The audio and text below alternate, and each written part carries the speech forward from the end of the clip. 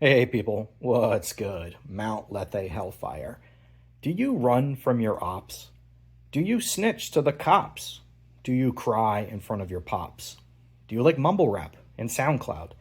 Well, you have a future as a SoundCloud mumble rapper, but if you want to be real tough, real scary, you need to pass the Drake check.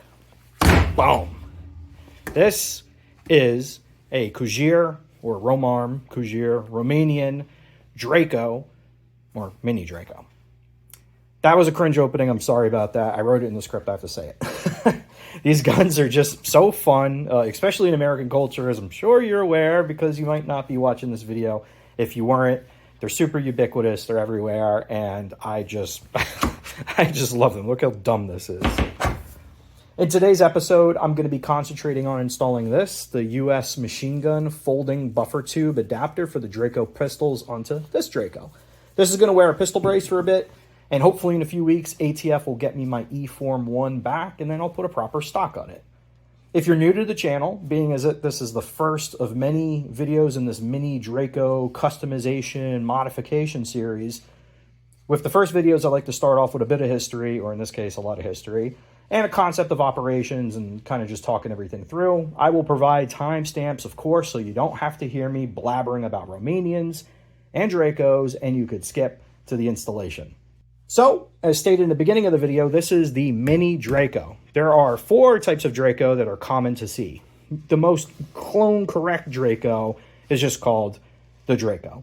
And it's clone correct in the sense that it's a 12.5-inch full-size Draco, but it's very close to the Romanian military-issued side-folding PM90 with a short barrel, sometimes also called a AIMR or AIMR, and we'll get to that later. Next down the line, you have this, like I mentioned, the Mini Draco. It has a 7.75-inch barrel and a 5.65-inch handguard or so. And then the more popular and I guess infamous or notorious version is the Micro Draco, a bit smaller with a 6.25-inch barrel and a 4.25-inch handguard coming in at around like 15 inches or 14 and a half, a little bit over and right under 5 pounds. And then the 4th version is somewhat between the Micro and the Mini. It's the US assembled from Century, and Century does import all of these from Roman Kujir in Romania. It's the Visca or the VSKA Micro Draco. That one has a 6-inch barrel. The handguard's a bit different, and then it has a railed, either a gas tube cover or they put a railed section here in the rear sight block. And it's not Romanian, it's made out of US parts, or it's made from a partial Romanian parts kit with the 92.2R compliance. I'm not too sure. Get the real ones, okay? And then technically there's another variant that's also called the Draco sometimes, but it's the Romanian NAK9 or NAK9. That's the 9mm variant. It takes Glock bags. It has a railed dust cover up here. And it comes with a pre-drilled QD in the rear, which these don't. They come welded flat or stamped flat, whatever. And it's not a, real Draco in the sense that it's not 7.62 by 39. Obviously, it's 9mm. But I think all of the U.S. export market pistols are called the Draco by the Romanians or the Kujir factory. So inclusive of the NAK9, all the Dracos follow the same exact design cues, all right? So like I mentioned, you have this kind of sealed or stamped, whatever, rear of the receiver. It is a 1mm stamped receiver and dimpled. So, it's typical AKM pattern. It has a integrated front sight gas block with detente that you can see here. The only difference being it receives a bolt at the bottom, but you do see this in other AK-74, 74M, and 100 series AKs and a couple custom builds as well. But other than that, it's just an AKM, really. I mean, there's nothing else to see. My only usage of this so far has been as a dry fire and reloading trainer, given that it's lighter than my monstrosity of a Yugo Z-Pap M70 I've shown on the channel. I haven't bothered to shoot this yet. I'm going to finish the entire customization series before I even shoot it. Now for the historical context bit. And again, timestamps if you don't want to hear me blabbering about this.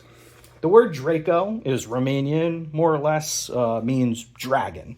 It's not in reference to Dracula, another famous denizen of Romania. The Draco has its direct lineage traced to the PM-MD90 or the PM90. It's a post-Cold War modernized version of the already allegedly modernized AK, the AKM. PM is a Romanian abbreviation for Pushka Mistralira. I will never say that again. And we'll stick with the PM90 abbreviation from here on out. The PM90 was developed throughout the late 80s and officially adopted in, 1990 to replace the aging 60s and early 80s era of guns. That said, Romania hadn't refreshed the PM series AKM since the mid-60s, which we'll cover in a bit. The standard PM90 had also a integrated front sight gas block, FSGB, and it featured a wire side folding stock that you might see on some Wassers, but it had, the standard 16.1 inch barrel, I think, that was on most AKMs and full-length 100 series AKMs. Now, after the Cold War and really during it, a lot of Eastern Bloc countries were slowly being wedged away from the Soviets through U.S. and Western European interventionism, but there's also a lot of religious and cultural uprisings in the country.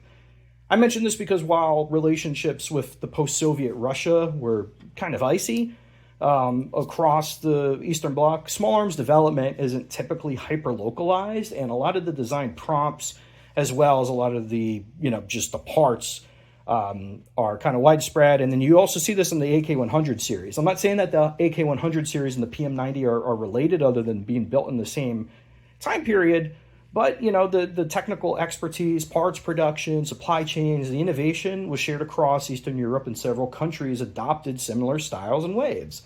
Everything from the integrated front sight block, the underfolders, the side folders, wire side folders, what became, the 1.5 millimeter, the RPK stamped trunnions, RPK 74s, and how they actually did the different stampings and created different magazines. A few years later, I think in 1992 or 1993, the Romanian army introduced the PM90 cu teva scurtă.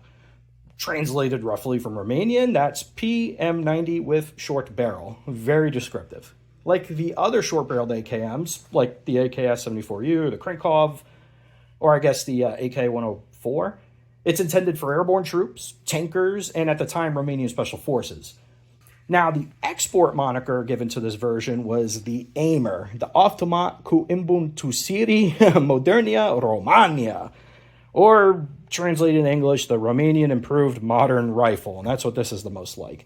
So whether you call it a PM90 cu teva scurtă, last Romanian word, or the Aimer, or AIMR, it has a 12.5 inch barrel with a wire side folding stock and the so-called dong, the girthy phallic-shaped forward-swept protrusion in the bottom wooden handguard. And it also used a PSL-1 style closed-tine flash hider instead of like Soviet-style slant brakes or half-moon brakes. So not like this. It looks a lot different. This is pretty much an A2 birdcage. And I'm talking about what the real PM90 Teva Scurta or the Aimer would be, right? So to make this clone correct, you need the wooden dong, probably a different front sight gas block. I'm not sure if it used the bolt retainment. You would need the different flash hider, and then you would have to drill out, pop out these rivets, and then install a side folding trunnion in the rear with a wire side folding stock. Now, for some extended Romanian AKM history. Before the so-called modernization program that bore out the PM90, there is the PM Model 63, or MD63, the PM63. That was actually developed in the late 50s and fielded in 1963 by the then so-called Socialist Republic of Romania, the Socialist People's Republic of Romania. Like many other 50s and 60s AK designs, the countries who had licensed the Soviet AK-47 had gotten technical documents and specs for the AKM, or AK modernized, which modernized at the time that it used the now ubiquitous stamped 1mm receiver versus, the true AK, the Model 3 variant, which was a milled gun. It was not that the Romanians hadn't tried to design and field an AK or a 7.62 AK after 1963. The PM-MD65, or just the PM65, was, unsurprisingly, adopted in 1965, this time with a folding stock. In that case, it was an underfolder, sometimes referred to as a PM63/65, and it's largely the same gun, albeit with a different rear trunnion. And now, while the PM90 and later Aimer, or the PM90 Cu Teva, Skirta, whatever, have a direct lineage to this modern Draco pistol. The Draco is kind of like the PM65 or PM63/65, if you prefer that nomenclature, because the trunnion in this is actually a underfolder trunnion. Now, it's obviously welded up for import compliance. So that's one idea for SBRing your Draco or Mini Draco or Micro Draco. You can make this weird AIMer PM65 hybrid thing with an underfolder, but of course you could remove the rear trunnion and install any rear trunnion that's compatible with 1mm AKM stamped receivers. So you could go with an AK100 series folder, which is polymer, a wire folder, an underfolder, a fixed stock, an ace, a pick rail section, and of course, what we're covering today, this adapter. To round out the other Romanian military AKs or AK pattern rifles, there was a variant before the PM90, the PM-MD86, or again, PM86, which was based on, at the time, the Soviet AK-74, and you guessed it, it was adopted in 1986. The legal export parts kit were called AIMS-74 or AIM-74, AIM or AIMS. And some of them had different model marks. You had the Romac 2, you had the Intra-Arc Mark 2, the CUR2, CUR2, the WUM2. Then you had the SAR 2, and you had the Wasser 2. And the Wasser 2 actually doesn't have a dimpled receiver like you have here. Now, those came over as part kits guns, as compliant imports, and you could see them with fixed stocks, fixed wood stocks, or wire side folding stocks as well. So that's the abridged history of Romanian AKM small arms development and the lineage of the Draco pistol. Now, before getting more into today's install and the transformation, customization, modernization, modification, whatever you want to call it, here's the overall kind of concept of operation. So like I said, we're installing this. This is the US Machinegun Gen 2 bracketed side folding adapter for an AR15 buffer tube and pistol brace. And obviously when my Form 1's approved, I'll swap it to a PRS Lite or a SLK. The next thing I'm going to be doing is swapping out the handguard, and I'm going to install the JMAC Customs Mini Draco MHS, the modular handguard system that clamps around the receiver, so it's technically free-floated. Then we're going to replace the flash hider with a JMAC RRD recoil reduction device, an X37 2C14F, right? So that is a 2C 2-port compensator, the X37 series. It does need to be timed. It's a face mount device. And that'll be inclusive of facing off the muzzle. And I think that might be a little bit difficult, actually, because this has a what feels like or looks like an 11-degree target crown. It's not flat like my Yugo ZPAP M70 is, so we're going to be busting out the 90-degree crowning tool and maybe chucking that bitch up into a drill. Who knows? Then what we're going to do next is install an AK Master Mount optics rail and their slant back optics mount. And I'm going to be testing out a cheap red dot option for this. One of those $130 primary arms, 1x25 red dots. The PLX or PLC, I forget what it was called. Note to self, put something up about that in post. Lastly, we're going to replace the piston with a K&S adjustable Mini Draco gas piston. And I'll do that last. So hopefully I could do that inclusive of like test firing and initial zeroing of the weapon. Do it suppressed and unsuppressed and just kind of show you how that's done. And with that, I'll put the Mini Draco into my rotation. And, you know, I'll be bringing this weapon out in other videos beyond the customization series for like range reports and milestones when I get to like, you know, 500, 1,000, 3,000, 5,000, whatever. Now, until then, hopefully you find this and future videos in the series useful. Now, as stated way earlier, unless you skip straight here, today we're installing the US Machinegun folding buffer tube adapter meant for the Draco and its other variants. This is the 2nd gen model that has improved machining and features. It has a set screw for the threaded section where you put the buffer into. The face is machined just like the rear of an AR15 lower receiver. This is done so you install the buffer tube with a retaining plate and castle nut. You could install and time it in the correct position. The set screw is just there for extra insurance if you don't, you know, torque this thing down properly. The buffer, that is, which we'll go over if you don't have like the wrenches. Now, this is a commercial and military spec for buffer tube, though I don't see a ton of commercial spec nowadays. And it features a push-up folding mechanism, which is spring-loaded, so it's not a force to overcome. You don't just break it open. So theoretically, it should hold up a lot better and not come unfolded or fold itself when you don't want it to. On both sides, it has, you know, these kind of retaining features, right, that keep it locked into place as well. Now this thing is very well machined. There's no chattering, there's no tool marks that I could see or nothing really noticeable. Very even anodization, and it's not heavy at all. I actually didn't weigh it, so sorry about that. The tolerances are very tight, so much so that you could actually start to see the anodization work itself off with the folding mechanism. Now to unfold it, you just push down, which is a decent amount of force to overcome. And then here you have it unfolded. Now some other things to notice now that it's unfolded is it's completely, well not completely, but it's very configurable. So there's these two threaded sections where this threads into, it's actually easier to see here and here, right? These two threaded sections. And that's for like gross adjustment of the folding mechanism. So you can put it here or here. And there's slots machined into the mechanism itself. So you have a more, I guess, finer adjustment in the Y-axis. Now there's these two threaded sections in the middle, right here. I assume that could accept a Picatinny rail or an A-stock of some sort. I'm not too sure. Maybe the dudes at US Machinegun sell some of these parts separately.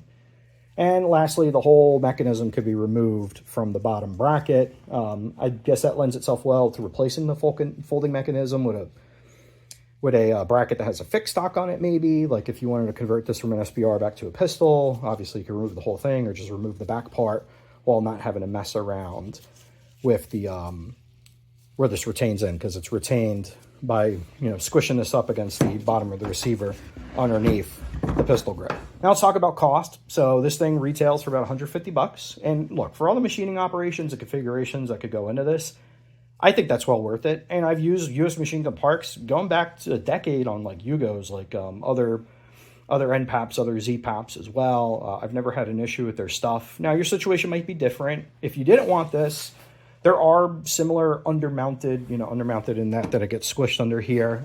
There's a brace from SB Tactical. I think there's even a video up on YouTube of installing that. Beyond that, there's a myriad of other ways for you to like drill, ream, and tap the rear of the receiver to add a pick section. And more involved, like I mentioned before, you could drill out the rivets and just rip out the rear trunnion and install a new one. And as you can tell from the design, again, this installs underneath the receiver, so you don't have to drill or cut anything. Let's say you didn't want to form 20 this, right? You could just remove or place a brace on it instead to take it across state lines. If you're in a vehicle and your state law has your state has laws against concealing Title II firearms or rifles, you could keep it in the Ferrari or in your F450 with the brace instead, or buy 2 Dracos. Now, all you need to install this is included in the package.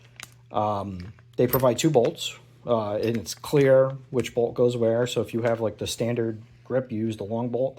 And if you have a Magpul KMOE or a JMAC or otherwise, you use the short bolt, and it comes with its own wrench. The last thing you need to do here, like I mentioned, is oil up this whole assembly, but I'm going to put grease on the inside as well because it's unlike metals. So steel and aluminum, even though it's anodized, it won't hurt anything, and it'll help it get on a little bit easier. Now, the steps are easy. First, you just put the bracket on the weapon, and then you get your buffer tube in there, and, well, that's it. You're good to go. I'm using a cheap DSA set from AIM Surplus. These guys. So this crap, you could see it here. Not that too expensive. It was like 20 bucks for all the different parts, or I'm sure you might have some in your parts bin. So you need the retaining plate, the castle nut, and the tube. Next, you're going to need a AR15 armorer's wrench. So either a wheeler or a specialty tool like this Tango Down Vickers castle nut adapter. Then you need a torque wrench with a 1/2-inch drive, depending on what it is. But you could also just use a breaker bar. Now, if you've seen my AR15 build videos for installing barrel nuts and buffer tubes, you should get some of this Aeroshell. So this is Aeroshell 64/33 MS grease. And that provides corrosion resistance, and you should use it anytime you have 2 unlike metals or torque values that call for wet torquing. And if you don't have that, red grease, some gray moly grease, or just a heavy non-weighted oil is also fine. All right, now that we're at the vise, first I'm going to tell you what we're going to do, then I'm going to show you what we're going to do. Obviously, you need a vise, and then you should field strip your weapon, pull all that stuff out. Now, note the orientation of the T-nut inside, and I'll pan the camera to show you. You want to ensure that it is returned to the same orientation after you unscrew your pistol grip. Note that T-nut down in there.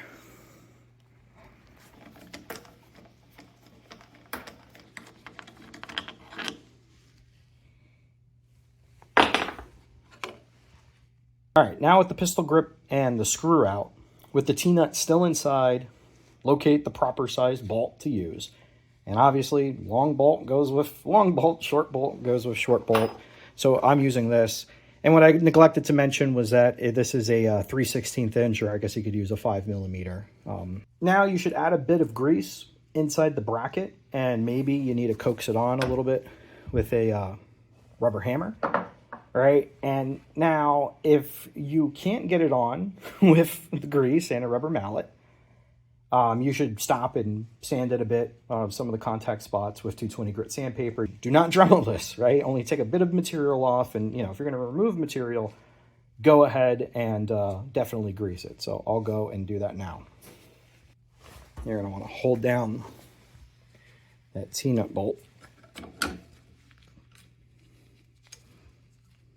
And if you're having issues, make sure that you have the T-nut in the right orientation.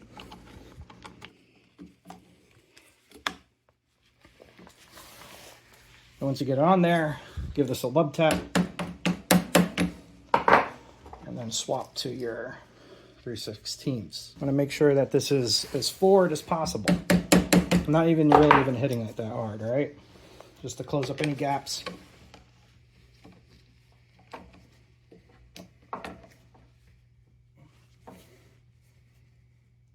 Just want to check if it's going to be moving on you. That's nice and even, and you are good. All right, now for the second part. Let's install the buffer tube assembly, or the receiver extension. First, you're going to want to get some grease or oil on the inner threads of the adapter as well as of your castle nut. So, like I said, I'm going to tell you, then I'm going to show you. Right, and then after that, you'll get more grease on the threads of the actual extension, and then a little bit on the face as well, right? A little extra grease is not going to hurt anything. Make sure you get some on the face as well. And you're going to need that that wrench to back out the little set screw here. Then you want to get some inside of the castle nut, right? Because it looks like a little castle if you've never done one of these before. Now, with the crenulations facing towards you, towards the rear, go ahead, thread it on. And you want to get some grease on the threads, and then make sure you get some in the channel as well. Remember, grease isn't going to hurt anything. This is to prevent maintenance issues in the long run, corrosion and whatnot, and to make that god-awful squeaking noise go away. And then when you seat this on, you're going to want this protrusion, right? So the male end needs to face in towards here, right? Because that's where it's received at. So you could put a little bit on the face of this as well. And like such. Get it onto there. Remember, protrusion facing in. Then you just thread this. And you want to get it threaded down until you're just right past here, about there, right? And then set up your torque wrench. So this is the Tango down where the wrench is on this side. This is a 1/4 inch drive, I believe. Setting that to 12 foot-pounds. And you get this in there, make sure that the teeth are all well seated. A little bit of forward pressure. And you're probably gonna get this to turn a little bit more. And then for the last step, just unga bunga the set screw down, and that boy won't go anywhere.